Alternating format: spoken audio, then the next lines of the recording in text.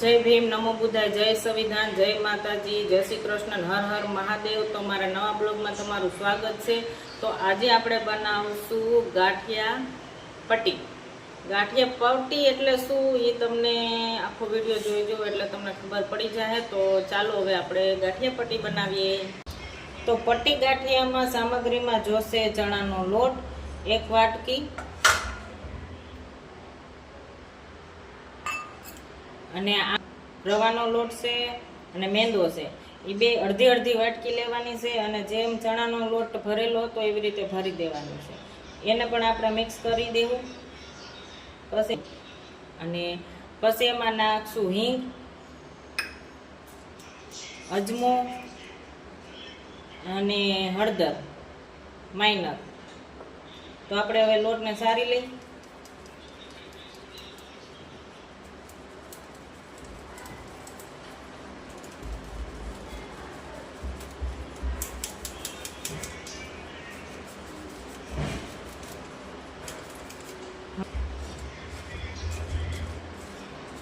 રવો અને મેંદો નાખવાનું કારણ એ કે પૂરીનો ટેસ્ટ એકદમ અલગ બની જાય।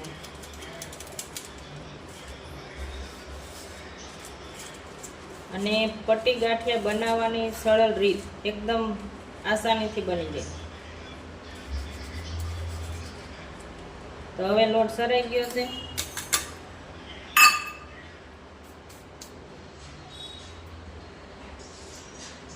તો પહેલા આપણે એમાં મીઠું નાખી દેવું,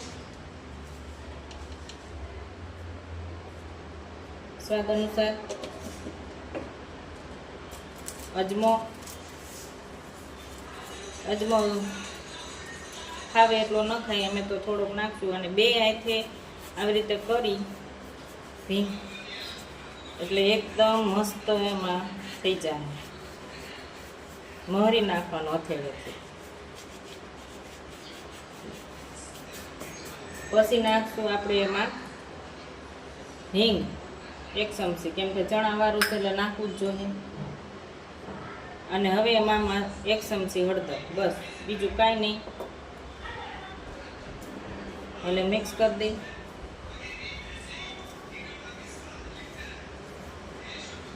તમારે તીખા કરવા હોય તો ચટણી નાખી શકો।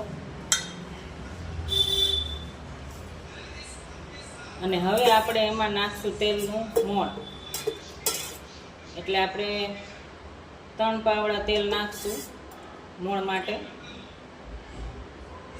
3 પાવડા માપ જ છે। 1 વાટકી ચણાનો લોટ હોય ને એમાં 3 પાવડા તેલ થઈ જ જાય આસાનીથી। અને એકવાર તમે ઘરે જરૂર બનાવજો।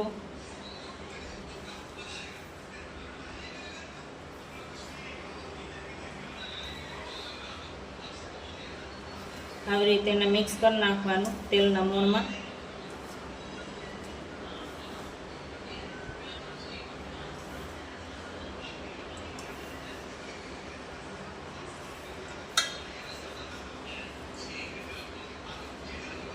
બે હાથે મિક્સ કરવાનું જેથી આખો લોટ બધાય લોટમાં તેલ મિક્સ થઈ જાય।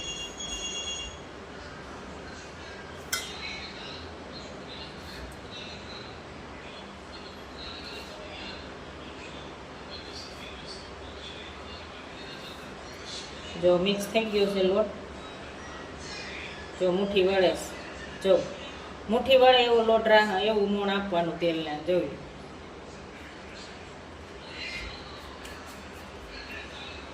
તો હવે મેં આમાં 9 સેકું પાણી લીધું છે। આપણે આંગળી ડૂબોળી હકી, આપણી આંગળી ન દાજે એટલું પાણી ગરમ રાખવાનું, અને જોતું હોય એ પ્રમાણે પાણી નાખવાનું લોટમાં।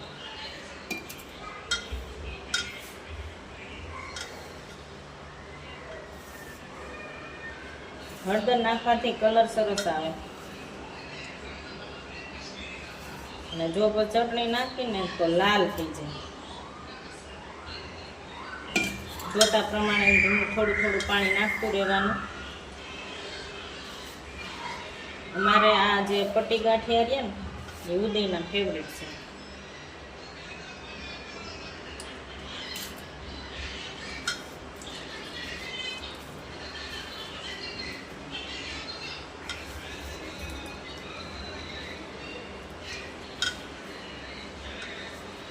તીખા ખાતા હોય તો એમાં નાખવાની ચટણી નાખવાની.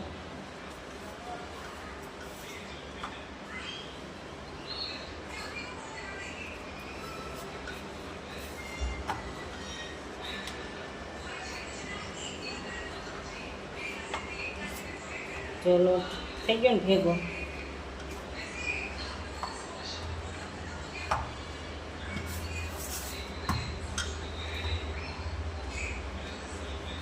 આવી રીતે તમે લોટ બાંધશો ને તો લોટ તમને હાથમાં કે જે ઓલો ચીકાશ આપી દે એટલું બધું ન આપે.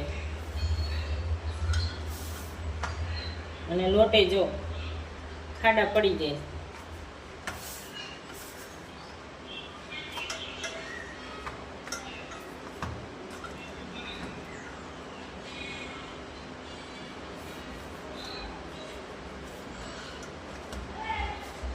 તો હવે આપણે એના તેલનો મોણ હજી આપી દઈએ એકવાર. ઉપરનો જે લોટ બંધાઈ જાય અને પછી તે તેલનો મોણ આપીને એ આપવાનો છે. જો આપણે આપી દીધો તેલનો મોણ,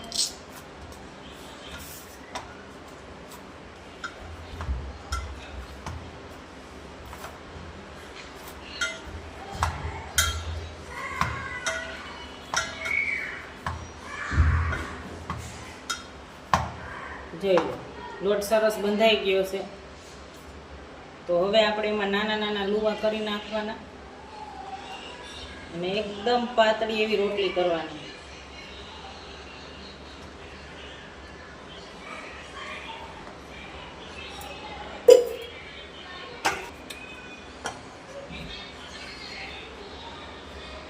આ ફાટશે હતા પણ ફાટે કાંઈ વાંધો નહીં,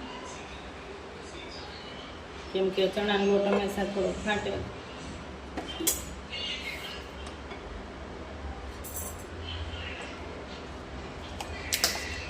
છેલ્લે આપણે ઘઉંના લોટનો ઉપયોગ કરશું. જો આવી રીતે રોટલી વાળી લેવાની પણ એકદમ પાતળી.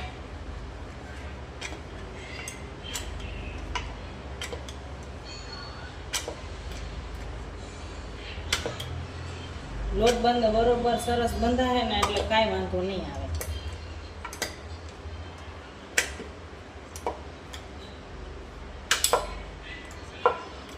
જો આવી રીતે રોટલી વાળી લેવાની. તો મસ્ત મજા રોટલી બની ગઈ. હવે એને આપણે અત્યારે તો મૂકી દેવું આ પ્લેટમાં. આપણે બધી રોટલી પેલા વાળી લેવું, વણી લેવું, વણી લેવું અને પછી એને આપણે પટ્ટી કરતા જાવું અને તળતા જાવું. જો આવી રીતે આપણે બધી રોટલી બનાવીને એને એક એક કરીને લઈ અને આવી રીતે સીધી છરીથી પટ્ટી મારી દેવાની અને મીડિયમ સાઈડ રાખવાની, જેથી બહુ મોટાઈ નહીં કાંઈ નહીં. જુઓ થઈ ગયા ને પટ્ટી ગાંઠિયા એક ગ્લાસ. સ્વાદમાં પણ એક નંબર જ થાય.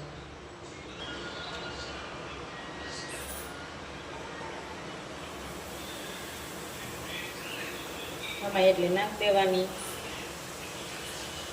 થોડુંક ધ્યાન રાખવાનું હાથ બળે નહીં એનું, અને પછી ફેરવી નાખવાનું.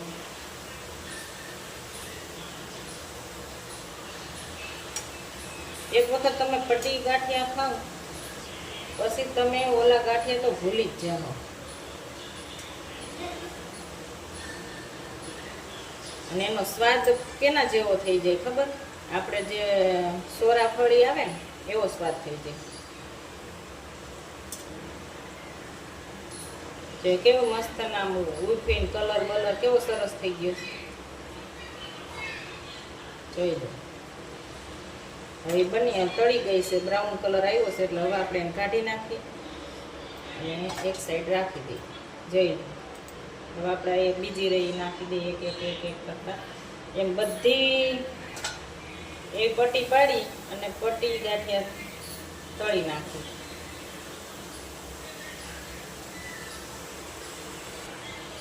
આ પેલા રોટલા બનાવવાનું કારણ ઈ કેમ કે આ ફટાફટ પછી તળાતી જાય, ફટાફટ તળાતી જાય એટલે કેમ કે પછી ફટાફટ આ પટ્ટી ગાંઠિયા તળાવવા મળે. એટલે આપણે જો રોટલી બનાવવા જાય તો આપણે પોગી ન હગી, એટલે એ પહેલાં જ બનાવીને તૈયાર રાખવાનું, જેથી ફટાફટ બને. જોઈ લો, કાંઈ વાર લાગે? ઓલું તો હંસો ભરવાનું, ઓલું ભરવું, કેટલી લપ થાય.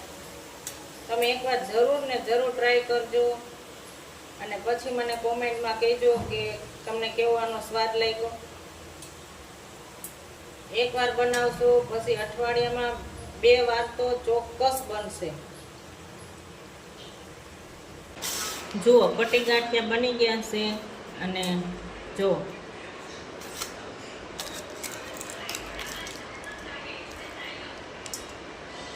એકદમ મસ્તીના ગાંઠિયા, અને જોઈ લો